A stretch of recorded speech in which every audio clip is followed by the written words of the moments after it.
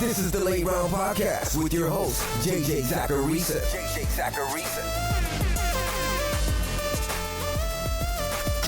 What's up, everyone? It's JJ Zachariason, the editor-in-chief at FanDuel and at NumberFire.com, and this is episode 324 of the Late Round Podcast, one of the many shows that are part of the FanDuel Podcast Network. Thanks for tuning in. I'm not sure if you remember, but Derrick Henry was a sell candidate on this show just a few weeks ago. And with every game that he destroys, I'm reminded of that by people on Twitter. Hey, remember when you said that Derrick Henry was a sell candidate? That's what they'll tweet me. Yeah, man, I do remember that because I wrote about it and I talked about it. I hate to break it to you people, but I'm okay with being wrong when there's logic and reasoning behind the advice that I give. Now, I made some mistakes with Derrick Henry because I made assumptions.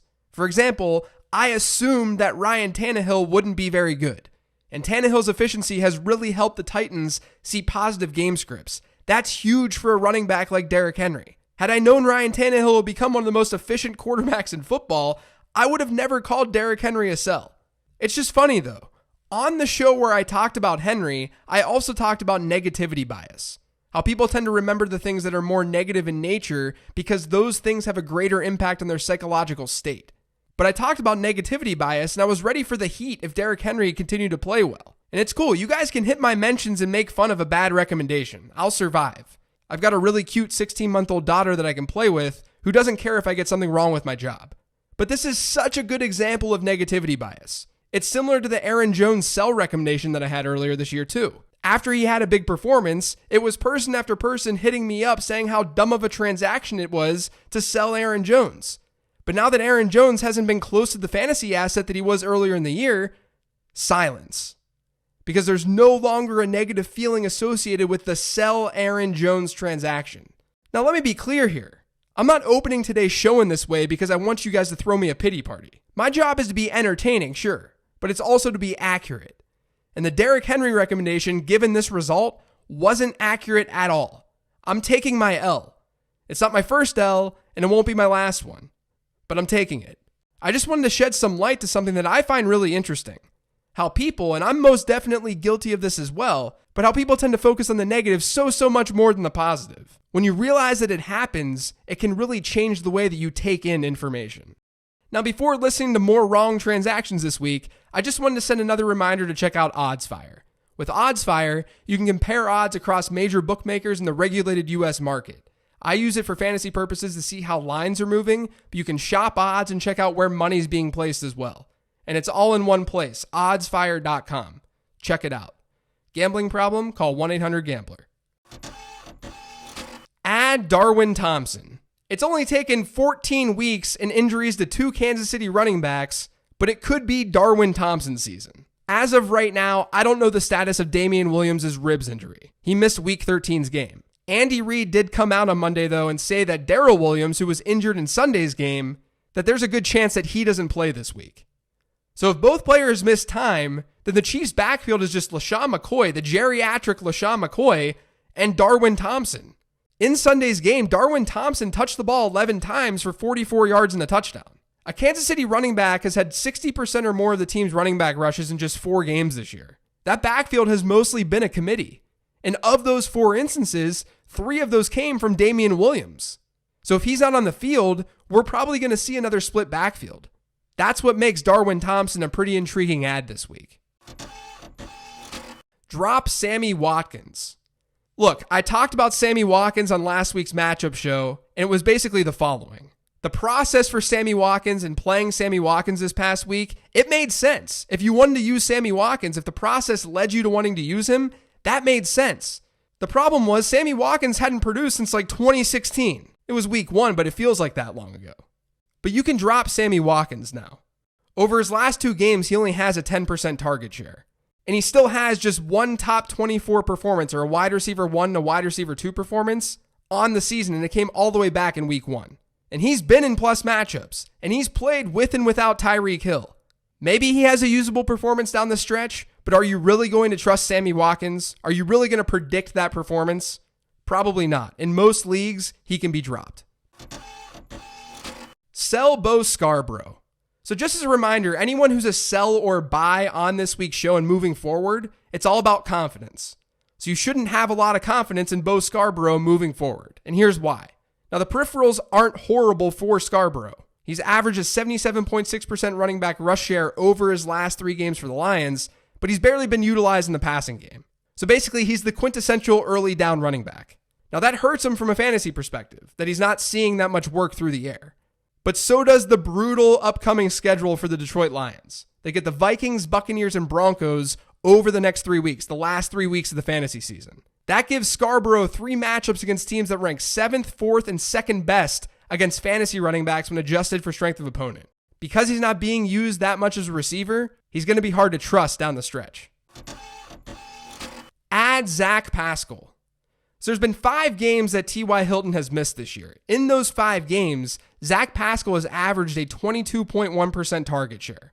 He hasn't been that great in fantasy football, but that amount of work is awesome. Now, T.Y. Hilton had a setback last week and he wasn't able to play in week 13. If that continues and he doesn't play in week 14, Zach Pascal has a plus matchup, a very, very good matchup, actually the best matchup you can find against the Buccaneers. So he's worth an add this week. Add Raheem Mostert. So on Sunday, Raheem Mostert just completely took over the San Francisco 49ers backfield. He had 79% of the team's running back rushes and almost 10% of the team's targets. He had seen that high of a target share in the past, but the 79% running back rush share was by far the highest that any San Francisco running back had seen all season long. So if Matt Breida continues to miss time, Mostert could be viable for running back needy teams heading into week 14. Now the matchup against the Saints is not very ideal, but it's tough to find good running backs that have usage off the waiver wire this time of year. Sell Ronald Jones. So after Sunday's win against Jacksonville, Bruce Arians was asked about Ronald Jones' usage. This is what Bruce Arians said, quote, "Rojo missed a blitz pickup and that's it." And then he added, "You don't get to play no more." So that's how short Ronald Jones' leash is, apparently. He missed a blitz pickup and then he's not usable for the rest of the game. For those of you who missed it, after seeing 11 or more carries in 4 of his previous 5 games, Ronald Jones carried the ball just 6 times in week 13. And he didn't see a single target. He was averaging 4.2 targets per game over his last 5. And obviously that means he probably wasn't seeing a lot of snaps. And that's exactly what happened in week 13's game. His 27.6% snap share was his lowest since week 8. So the reason I'm selling Ronald Jones is pretty obvious here. How are you going to confidently play Ronald Jones in the fantasy playoffs when we know that one failed blitz pickup can result in very low usage? I don't know how you can trust Ronald Jones after what happened this week. Buy Jameis Winston. It wasn't the best fantasy outing in the world for Jameis Winston in week 13, but he was fine from a real football standpoint. He completed 21 of his 33 pass attempts for 268 yards. He just didn't have a passing touchdown. That's the first time that happened for Jameis Winston all year long. And his week 13 performance was his worst since week 1 against San Francisco. But better days are ahead. In week 14, he gets a below average matchup against the Colts, but weeks 15 and 16, he gets the Lions and the Texans. When adjusted for strength of opponent, those are 2 top 7 matchups for the Bucs passing attack. So Jameis Winston should be absolutely fine, especially if you have a bye. Add James Washington. So far this season, Duck Hodges has thrown 530 passing yards and 3 touchdowns. James Washington has been on the receiving end of 203 of those yards and 2 of those 3 touchdowns. Now, part of this is because Juju Smith-Schuster hasn't been on the field. Washington has averaged a 26.4% target share over his last 2 games. It's a very strong number. And also, he's hunting buddies with Duck Hodges. You guys probably saw the picture on Twitter last week. But in all seriousness, Washington's played into more snaps for the Steelers. He's actually led Steelers wideouts in snap share over the last 2 weeks. And he could hypothetically help fantasy managers as early as this week because they get the Cardinals. Add Anthony Miller. So one of the trends on last week's 10 Trends episode was about Anthony Miller and how he had back-to-back weeks with at least a 22% target share. And then I talked about him on the matchup show and how I liked him this past week. Yes, I'm back-patting myself right now. But on Thanksgiving, Miller's target share jumped to 34% in a plus matchup against the Lions. He's being utilized more. And Taylor Gabriel is apparently still in concussion protocol. So this all makes Anthony Miller a nice add off the waiver wire. Sell John Brown. So John Brown had at least 50 yards receiving in each of his first 10 games this year. Over his last 2 games, his average receiving yards per game is 32.5. Throughout his first 10 games, he had a target share of 27%. Over his last 2 games, it's 17%. So things aren't trending up for John Brown right now. And then on top of that, look at the Bills' schedule. Over their next 3 games, they get Baltimore, Pittsburgh, and New England. That is unbelievably difficult for a passing attack. The Patriots are the best team against fantasy wideouts when adjusted for strength of opponent, and Baltimore and Pittsburgh rank 11th and 12th respectively. So it could be tough for John Brown to score fantasy points in the playoffs. Buy Ryan Tannehill. So Ryan Tannehill had his worst fantasy outing as Titans starter this past Sunday, scoring 13.8 standard points. But he also only had 5 rushing yards. He had averaged 38 rushing yards per game over his last 3 contests. And Tennessee didn't really ask Tannehill to do a lot. He only threw 22 passes. Now, like I talked about last week, Tannehill's weeks 14 and 15 matchups are some of the best that you're going to find across the league. He gets Oakland this week in week 14, and they're allowing 4.3 more fantasy points per game to opposing quarterbacks versus those quarterbacks' season-long averages. And then in week 15, they get Houston. They're giving up almost 3 more points per game than their opponent's average. So if Tannehill can get things going with his legs, especially if Tennessee sees a negative game script, he has legitimate top 5 upside in both of those weeks. Drop David Johnson. So on Sunday, we finally saw Chase Edmonds, David Johnson, and Kenyon Drake all healthy together on a football field. And we officially saw that this is Kenyon Drake's backfield. Johnson only played 23.4% of the Cardinals' snaps. Kenyon Drake's snap share was almost 80%. Drake saw 13 rushes, David Johnson had 4. Chase Edmonds didn't have any. Drake had 5 targets, David Johnson had 2.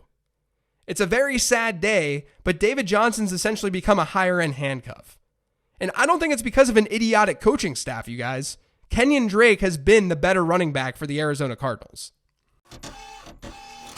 Add Mike Gesicki. So since going back to Ryan Fitzpatrick in week 7, the Dolphins' offense has not been that bad. They're 9th worst in yards per drive, but 20 of their offensive drives have ended in a touchdown. That's the 4th highest mark in the league. They've scored a touchdown on 25.6% of their drives. That's better than the Texans and Cowboys since that time. And that's naturally made the receivers on that team more viable in fantasy. I've talked about Devontae Parker on this show a lot in the past, but Mike Gesicki is another player that you should have on your radar. He's now averaged a 17.1% target share over his last 5 games, and during this time, he's had 3 top 5 fantasy performances at the tight end position. So you should be adding Mike Gesicki this week. And if you can't get him, you can look at Ian Thomas as well, because Greg Olsen had a concussion this past Sunday. Add Gardner Minshew. So given the percentage rostered numbers that are out there, it's getting harder to find quarterbacks that are viable streamers off the waiver wire, at least as recommendations. I think Jacoby Brissett, who's now rostered in 38% of Yahoo leagues, I think he's a good streamer this week against Tampa Bay. But if you want to dig a little bit deeper, you can go to Gardner Minshew, who was named starter once again for the Jacksonville Jaguars. He's not that great of a play this week against the Chargers, but in weeks 15 and 16, the Jags get Oakland and Atlanta. Those are 2 teams that rank towards the bottom of the league in adjusted fantasy points allowed to the quarterback position. So if you have a bye, Gardner Minshew is a great add. Add the Houston Texans defense. So the Texans faced New England in week 13, and as a result, they were dropped in a lot of leagues. Now, to be fair, the Texans probably should have been dropped in a lot of leagues because they haven't been the same defense since J.J. Watt got hurt. But with that being said, they're not a bad streaming option here in week 14. They're facing Drew Lock and the Denver Broncos. Now, Lock didn't take any sacks against the Chargers this past week, but Houston's at home, and according to FanDuel Sportsbook, they're 9.5-point favorites against Denver. So at the very least, I do think that they should give you a high floor. The 16th transaction that you can't get in my weekly 15 transactions column over on numberfire.com is to sell Darius Geis. And what I mean by this is that we shouldn't expect Geis to do what he did in week 13 over and over again through the fantasy playoffs. Because really, his secondary numbers still weren't very good. He saw just 38.5% of Washington's running back rushes, and he had a 12% target share. That target share is better than what we've seen since his return from injury, but the running back rush share is still pretty bad. And this is all while playing the 3rd most snaps at running back on his own team. Adrian Peterson and Chris Thompson both played more snaps than Darius Geis in week 13. Now, hypothetically, his performance should lead to more playing time. Geis is a very good running back.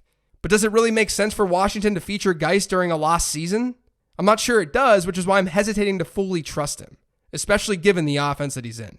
And by the way, I would say to add Alexander Mattison, and you should add Alexander Mattison if he's on your waiver wire, given Dalvin Cook got hurt on Monday night.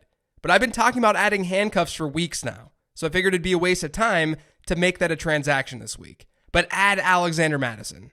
That's going to do it for today's show. Thanks to all of you for listening. If you've yet to subscribe to the Late Round Podcast, make sure you are by searching for it pretty much anywhere podcasts can be found. And don't forget to follow me on Twitter @LateRoundQB. Thanks, everyone. Talk to you tomorrow with the weekly 10 Trend Show.